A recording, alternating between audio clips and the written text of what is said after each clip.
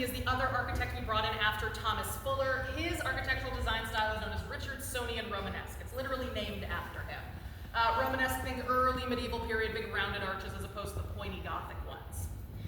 I would wager a guess that of the $25 million that went into building the New York State Capitol, a pretty chonky line item in that budget was the materials for the Senate chamber. H.H. Richardson really wanted to show off in here. He wanted to show off the wealth and power of New York State. And he did that by choosing materials that were extremely luxe and grand. We've got polished red granite, this is from the Thousand Islands on the St. Lawrence River. We've got pink marble, that's from Knoxville, Tennessee. You are all sitting on Caribbean mahogany and red Spanish leather, the same leather and wood that you see down on the floor. Over our heads, this honey amber marble, that is from Siena, Italy. It is also framing these enormous tiles of travertine stone known as Mexican onyx on the walls. And up there is not wallpaper. It's 23 karat gold leaf. What? Yeah, there's about 6 pounds of gold on the wall. This room was designed to impress you. Did it work? Yes. Yeah. Oh, yes, it did. And over our heads, you see this beautiful hand-carved oak coffered ceiling. That ceiling is what is responsible for the sensational acoustics in this room. Sound bounces off of that extremely effectively. I can hear everything you say in this room, just so you know. I mean, in case it's not clear from everything about my personality, I do have a background in theater. Musical theater, I'm even more annoying. I have a lot of experience speaking from the diaphragm, right? But like in this room, if I drop my voice and I talk to you like we're sitting across the table, having a cup of coffee, can everyone still hear me? Yeah. The ceiling is basically a hot mic. Makes it very, very effective and amplifies everything to the rest of the room. Now let's talk about the folks who get to call this beautiful room their office. That is our 63 New York State Senators. New York State Civics 101. The lawmaking arm of our New York State government, our legislature, is a bicameral legislature, meaning 2 groups of elected officials who come together to discuss, debate, and vote on the laws that affect our lives as New Yorkers. We have a Senate and we have an Assembly. Other states call them something different. In Nebraska, they only have 1. But in New York State, we have a Senate and we have an Assembly. This is where the Senate meets. They are known as the upper house of the legislature. They all sit in that great big horseshoe down there. They sit according to party with the majority party on the right-hand side. And if they look a bit cramped down there, it's because we didn't start with 63 senators, we started with 32. But the amount of senators we have in New York State is based on the population of the state. So, as the population grew, we got more senators, and we've been about 63 for about a decade now, I think. They all face that chair over there. That is for the person who presides over everything in this room, the president of the Senate. That job, by default, goes to the lieutenant governor, the vice governor, right? Same setup as in the U.S. Senate. The president of the U.S. Senate is the vice president of the United States. So either way, second in command of the executive branch gets that job.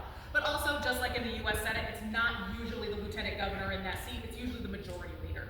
In front of them, that big red horseshoe-shaped desk, that is for the secretary of the Senate and their staff. In this room, because the acoustics are so good, because it's smaller, because there are fewer members, they're able to vote traditionally in this room by hand and by voice. So they're here to keep that tally. In front of them, those very fancy-looking school desks, those are for the press. So reporters and journalists, they sit down there. We might walk through the press corridor, depending on which route we take today. I do remember the first time I saw those desks with my millennial eyeballs, and I was like, what elegant golden cup holders they all have. They're ashtrays. They are elegant golden ashtrays. You used to be able to smoke in this building. Some people like to guess that they are inkwells. They're 19th century desks, not 18th century desks. And then down in the center, that desk is for like the AV team and the stenographer. Anybody else who needs to be in this room is going to be on the perimeter or any of the bonus chairs you see. Where you're sitting right now and what you're looking at across the room, these are the public galleries. This is where you, as a member of the public, are welcome to come while the legislature is in session to sit and watch them work. The New York State legislative session is between January and June every single year. You just come here to the Capitol, you come up to the door, you meet our lovely sergeants at arms. You go through a metal detector. You sit here quietly. You can't take pictures, talk, or demonstrate, but you do get to watch them while they work. You want to come here and demonstrate? Do it on a Tuesday. Tuesday is lobby day here at the Capitol. So if you have something you want your legislators to hear, that's the time to come. Questions thus far? I have been talking for a while. Oh, no, it was a stretch or a question? Stretch. A question. What do you got? You mentioned that the sitting here was made out of copper? No, it's oak, but the style is called coffered. Copper. Yeah. Okay. Thank you. All right, a couple things I like to point out in this room before we move on. Number one, I mentioned it's difficult to have a private conversation in this space, but it's not impossible. There are 2 spots down on the floor of the Senate where you can go to have a quiet conversation and your voice will not be picked up by the ceiling. Where do you think they are? You said the center? Center, like it's a weird acoustic dead zone? Incorrect, but good guess. Would it be down where those black poles are in that white zone? Yes. The fireplaces over on the right-hand side. The correct answer is yes, down in the entrance of the fireplaces. I know it's fun to think about in upstate New York, but we have never needed a fireplace to keep this building warm. It's always been heated with coal and gas. So they are merely decorative. Nobody's ever used them. Well, at least not to start a fire.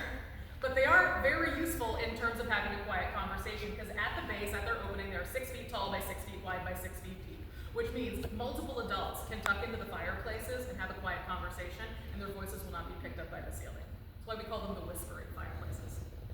I wonder if they have a little camera right in. They do not, as far as I know. There are cameras all over this room, but not in the fireplaces. It'd be a good place. It'd be a very boring reality show, but I'd watch it. The other thing I'd like to point out is I mentioned at the top of our tour that this building was declared complete, which is different than having been completed.